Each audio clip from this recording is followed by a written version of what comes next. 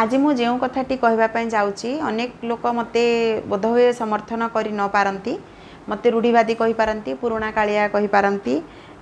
Traditional thinking Manish कहीपारती जहाँ भी कहतु मु स्वीकार करुच्ची कारण मु जहाँ अनुभव करे ताकू ही कहवाई चेष्टा करें सेयार करने चेष्टा करें एबे मु अनेक दिन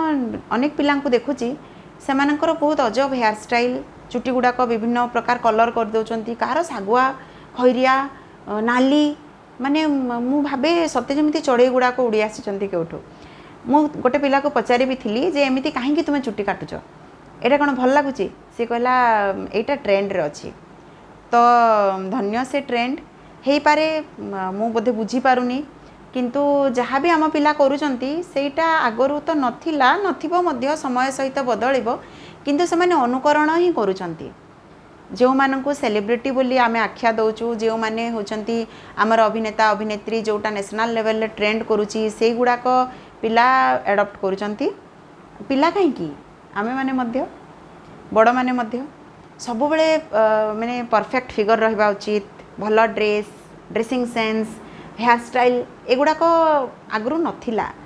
एते नथिला किंतु ठीक अच्छी आमे करिबा किंतु अतिमात्रा रे शरीर सचेतन हेबा केते दूर ठीक केवल शरीर मनस्क हेबा केते दूर ठीक बोध हुए आमे निजे निजर विशेषत्व जाहिर करबा पई ए सब करिथाउ जे आमे केते अलगा बा के जानी तेणु आज से ऊपर आधार करी मु जहाँ अनुभव कली ताकू कविता तो कहबी नहीं मो मनर कथा जहाँ मु फील कली तार शीर्षक होची विशेषत्व तो विशेषत्व उपरे किभली एक अजब समय रे बंचुछु आमे किभली एक अजब समय रे बंचुछु आमे सत्य को छाड़ी क्यों मिथ्या प्रहेलिका पछरे धाइछु आमे जहाकू विधाता गढ़ी जेमिति सेमिति ही ताकू ग्रहण न करिबा केमिति जहाकू विधाता गढ़ी जेमिति सेमिति ही ताकू ग्रहण न करिबा केमिति किंतु यह हेउची केउठी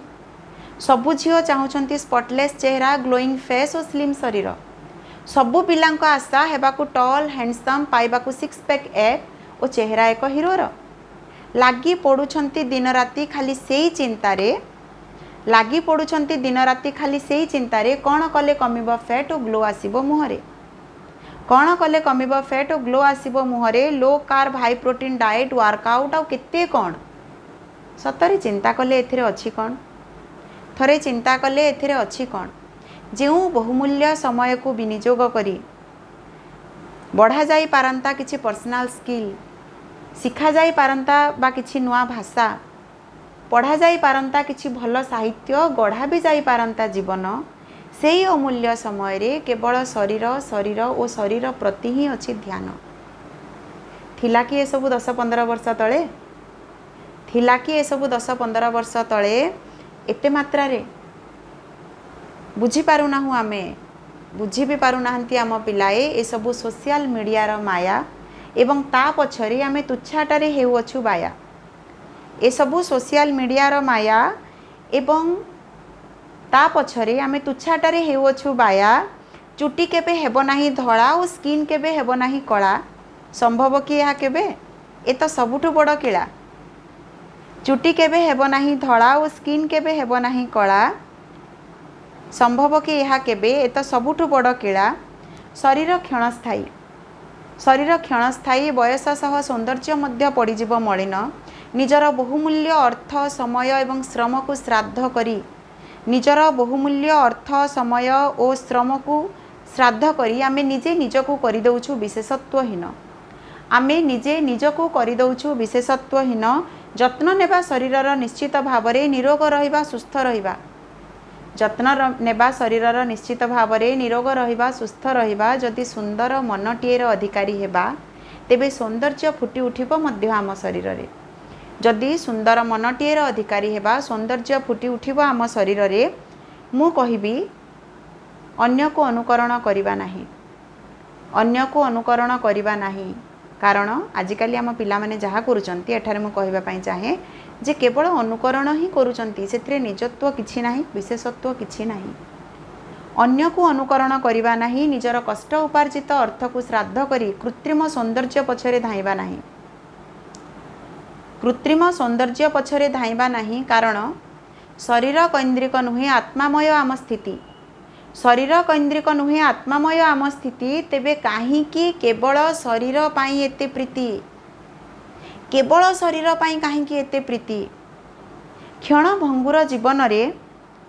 काहींकी खाली शरीर पाई एते प्रीति। योग्य कर निजकू। मु कहबा पई चाहिबे विशेषतः युवपीढ़ी को, योग्य कर निजकू, बढ़ आगकू, सक्षम हुआ दक्ष हुआ। योग्य कर निजकू, बढ़ आगकू, सक्षम हुआ दक्ष हुआ। देखिब तुम अंतः सौंदर्य व्यापी जीव दिग दिगंतकू,